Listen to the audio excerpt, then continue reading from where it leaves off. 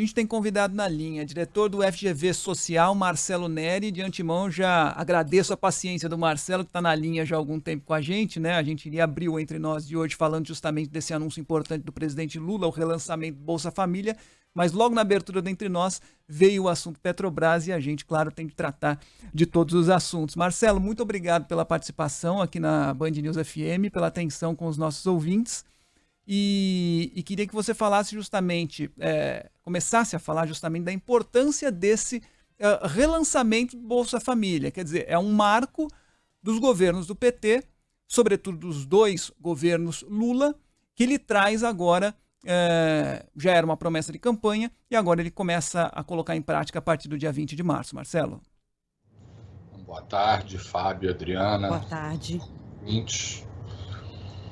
Quer dizer, na verdade, o primeiro ponto é um lançamento generoso em relação ao antigo Bolsa Família, é um programa 3 vezes maior o benefício médio.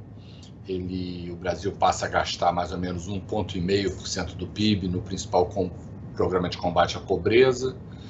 Esse é uma notícia alvissareira em termos de combate à pobreza. Obviamente, você tem que achar para os próximos anos as fontes de financiamento desse recurso. Foi anunciado também a volta das condicionalidades, do acompanhamento de vacinação, de frequência escolar por parte dos alunos. Eu acho que esse é um ponto extremamente importante, que é um instrumento para fazer esse monitoramento. Ele se tornou mais necessário por conta do atraso da vacinação das crianças, por parte dos dias de aula parados, etc. E o Bolsa Família consegue fazer esse monitoramento na base da distribuição. O que eu acho que é o grande desafio do programa é esse benefício de R$600 por família. Ele manteve a regra do Auxílio Brasil. Isso que a gente viu nos últimos 12 meses foi um aumento da subdivisão de famílias para famílias unipessoais, isso cresceu de 15% a 26%. Então, talvez não seja a melhor regra você dar um benefício por família, para você não ter esse incentivo de fragmentação. Mas o que o governo está propondo é você restringir o uso de famílias unipessoais, quer dizer, uma família onde uma pessoa mora sozinha não seria elegível em condições normais para o programa, a não ser que fosse uma família de morador de rua, por exemplo. Então, acho que, vamos dizer, esses são os grandes desafios e avanços do anúncio de hoje. Professor, mais uma vez, muito obrigada. Bom, em relação ao Bolsa Família anterior, como o senhor disse, a gente está com o Bolsa Família turbinado, né? E turbinado pela situação que a gente enfrentou. Uma pandemia, e aí veio o auxílio emergencial, depois disso, isso foi incorporado ao Auxílio Brasil, e de alguma forma, politicamente, até porque foi promessa de campanha que esses valores não fossem reduzidos, politicamente ficou quase como impossível retroceder, voltar para valores mais baixos. Ainda que, como o senhor disse, tem um impacto nas contas e tem que achar formas de financiar. Então, a questão que preocupa temos capacidade, com todos os outros desafios do Brasil, de manter esse Bolsa Família turbinado como um programa, não só de um governo, mas um programa de um país e de longo prazo?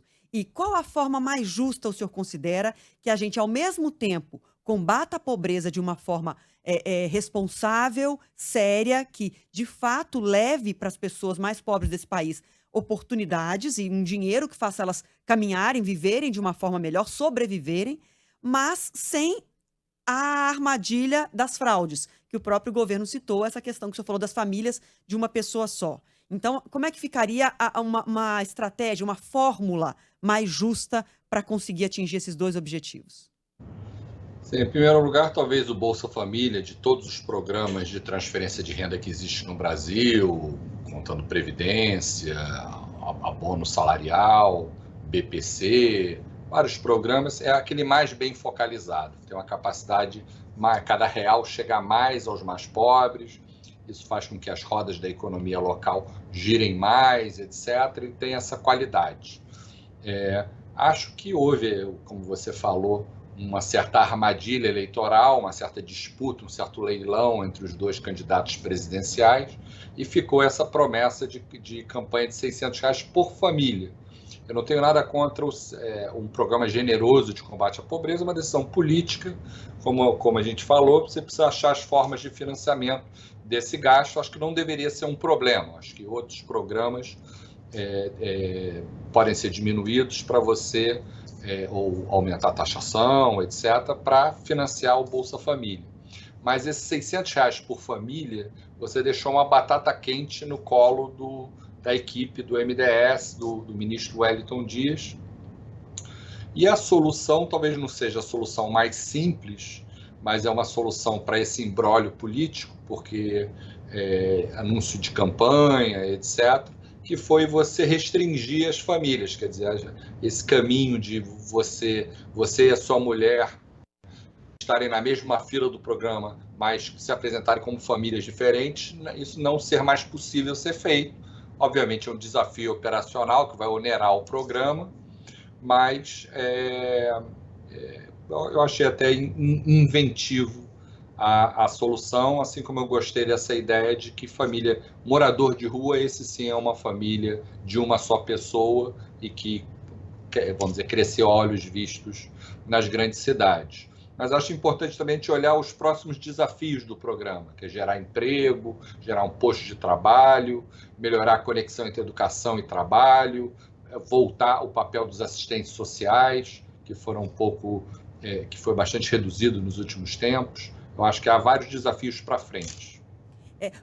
Sempre que eu penso nesses programas, eu penso que ele tem a porta de entrada e essa porta tem que ser ampla, porque a gente está falando de um país que tem muitos miseráveis, muitas pessoas passando fome, sobretudo depois do agravamento da questão da pandemia, mas não se discute muito a porta de saída, professor. Então, assim, e eu vou fazer um paralelo, por exemplo, com a situação de cotas raciais. É óbvio que a gente tem uma discrepância, uma injustiça para corrigir, mas se você só abre a porta de entrada, você deixa de fazer outras tarefas, de cumprir outros deveres. Eu digo, nós todos como país, que a gente nunca enxerga a porta de saída. E qual seria, por exemplo, no caso da educação? Promover uma educação de qualidade para todos, para que todos tivessem, de fato, possibilidades de concorrência iguais.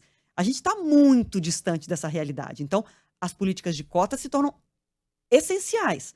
Assim como a política de segurança alimentar, do Bolsa Família, de oferecer ajuda para quem passa fome. É preciso que se comprometa com metas para que essa porta de saída, para que as pessoas não precisem demandar por toda uma história de geração, passando para outras gerações, essa necessidade? O senhor concorda com isso que eu estou dizendo ou não faz sentido para o senhor?